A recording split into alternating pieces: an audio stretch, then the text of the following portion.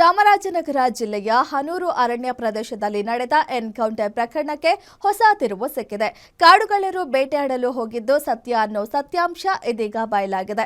Encounter ವಿಚಾರವಾಗಿ ನಡೆದ ತನಿಖೆ ಮುಗಿದಿದ್ದು ತನಿಖಾ ವರದಿ ಅರಣ್ಯ ಸಚಿವರ ಕೈ ಸೇರಲಿದ್ದು ಸೋಮವಾರ ಸದನದಲ್ಲಿ ವರದಿ ಮಂಡನೆಯಾಗುವ ಸಾಧ್ಯತೆ ಇದೆ.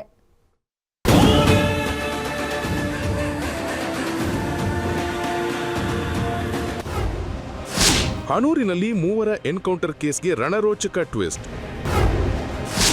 ಇವರು ಅಮಾಯಕರಲ್ಲ, ಬೇಟೆಗಾರರು ಅನ್ನೋದಕ್ಕೆ ಸಿಕ್ತು ಸಾಕ್ಷಿ. ಚಾಮರಾಜನಗರ ಜಿಲ್ಲೆಯ ಹನೂರು ತಾಲೂಕಿನ ಸ್ಯಾಗ್ಯ ಅರಣ್ಯ ವ್ಯಾಪ್ತಿಯಲ್ಲಿ ನಡೆದಿದ್ದ ಎನ್ಕೌಂಟರ್ ಪ್ರಕರಣದಲ್ಲಿ ದಿನಕ್ಕೊಂದು ಸ್ಫೋಟಕ ವಿಚಾರಗಳು ಬಯಲಾಗ್ತಿವೆ. ಶೂಟೌಟ್ ಮಾಡಿದಾಗಿನಿಂದ ಇಂದಿನವರೆಗೂ ಈ ಕೇಸ್ ರಾಜ್ಯದಲ್ಲಷ್ಟೇ ಅಲ್ಲ, ಹೊರ ರಾಜ್ಯ ತಮಿಳುನಾಡು ರಾಜಕೀಯದಲ್ಲೂ ಸದ್ದು ಮಾಡ್ತಿದೆ.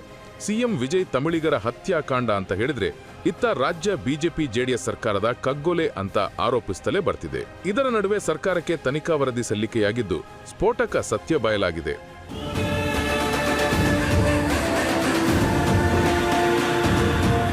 ನಮ್ಮವರು ಬೇಟೆಗಾರರಲ್ಲ, ರೈತರು ಅಂತ ಕುಟುಂಬಸ್ಥರು ವಾದಿಸುತ್ತಿದ್ದರೆ ಅರಣ್ಯ ಇಲಾಖೆ ಸಿಬ್ಬಂದಿ ಇವರು ಬೇಟೆಗಾರರು, ನಾವು ದಾಳಿ ಮಾಡಿದಾಗ ನಮ್ಮ ಮೇಲೆಯೇ ಫೈರಿಂಗ್ ಮಾಡಿದ್ರಿಂದ ಆತ್ಮರಕ್ಷಣೆಗಾಗಿ ಶೂಟ್ ಮಾಡಿದ್ದೇವೆಂದು ಈಗಾಗಲೇ ಸ್ಪಷ್ಟಪಡಿಸಿದ್ದಾರೆ. ಅಂದಹಾಗೆ ಈ ಕೇಸ್ನ ತನಿಖೆ ಚುರುಕಾಗಿ ನಡೆಯುತ್ತಿದ್ದು ಸರ್ಕಾರಕ್ಕೆ ತನಿಖಾ ವರದಿಯನ್ನ ಸಲ್ಲಿಸಲು ರೆಡಿಯಾಗಿದೆ. ಮರಣೋತ್ತರ ಪರೀಕ್ಷೆ ವೇಳೆ ಅಚ್ಚರಿ ವಿಚಾರಗಳು ಬೆಳಕಿಗೆ ಬಂದಿವೆ.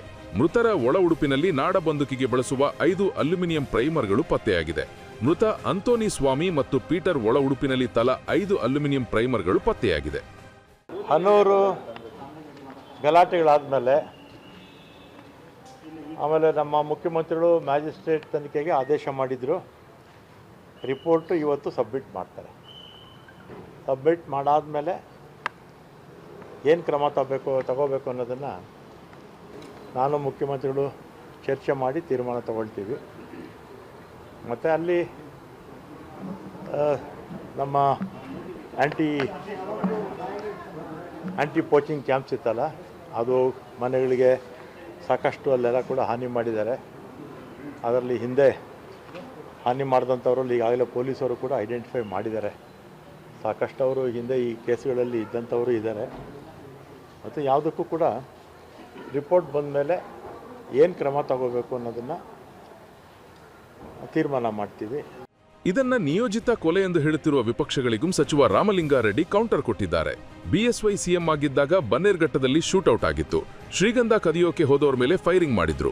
ಬೊಮ್ಮಾಯಿ ಕಾಲದಲ್ಲೂ ಬನ್ನೇರ್ಘಟ್ಟದಲ್ಲೇ ಫೈರಿಂಗ್ಗೆ ಒಬ್ಬ ಸತ್ತಿದ್ದ. ಬಿಎಸ್ವೈ ಯಡಿಯೂರಪ್ಪ ಕಾಲದಲ್ಲೇ 4 ಶೂಟೌಟ್ ಆಗಿವೆ.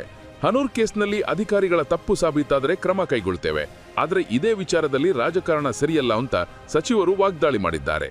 ಬೊಮ್ಮಾಯಿಯವರಿದ್ದಾಗ ಆಮೇಲೆ ಯಡಿಯೂರಪ್ಪವರಿದ್ದಾಗ 4 ಶೂಟೌಟ್ ಆಗಿತ್ತು. 3 ಜನ ಸತ್ತಿದ್ರು. 1 ಶೂಟೌಟಲ್ಲಿ ಯಾರೂ ಕೂಡ ಸತ್ತಿರಲಿಲ್ಲ. ಆಮೇಲೆ ಒಟ್ಟು 2011ರಿಂದ ಹಿಡಿದು 2026ವರೆಗೂ ಅಲ್ಲಿ 3000ಕ್ಕಿಂತಲೂ ಹೆಚ್ಚು ಪ್ರಕರಣಗಳು ಅಲ್ಲಾಗಿದೆ. ಚಾಮರಾಜನಗರ ಡಿವಿಷನಲ್ಲೇ ಆಗಿದೆ. ಸುಮಾರು 66 ಬಾರಿ ಗುಂಡಿನ ಚಕಮಕಿ ಆಗಿದೆ. ಇದು ಅರಣ್ಯ ಪ್ರದೇಶದಲ್ಲಿ ಇದೆಲ್ಲ ಆಗ್ತಾ ಇರುತ್ತೆ. ಆಮೇಲೆ ಇದನ್ನು ಆರೋಪ ಪ್ರತ್ಯಾರೋಪ ರಾಜಕಾರಣಕ್ಕೆ ಮಾಡೋಕ್ಕೆ ಹೋಗಬಾರ್ದು. ಒಟ್ಟಾರೆ ರಾಜ್ಯ ರಾಜಕೀಯದಲ್ಲಿ ಹನೂರು ಎನ್ಕೌಂಟರ್ ಪ್ರಕರಣ ಸಾಕಷ್ಟು ಸದ್ದು ಮಾಡ್ತಿದೆ. ಸದ್ಯ ಅರಣ್ಯ ಇಲಾಖೆ ಸಿಬ್ಬಂದಿ ಬಂದೂಕಿಗೆ ಬಲಿಯಾದವರು ಅಮಾಯಕರಲ್ಲ, ಬೇಟೆಗಾರರು ಎಂಬುದಕ್ಕೆ ಸಾಕ್ಷಿ ಏನೋ ಸಿಕ್ಕಿದೆ. ಆದರೆ ಆ ದಿನ ಕಾಡಿನಲ್ಲಿ ಏನೆಲ್ಲ ನಡೀತು ಅನ್ನೋದು ತನಿಖೆಯಿಂದಷ್ಟೇ ಹೊರಬೀಳಬೇಕಿದೆ. ವೀರೇಶ್ ದಾನಿ, political bureau, guarantee news, Bengaluru.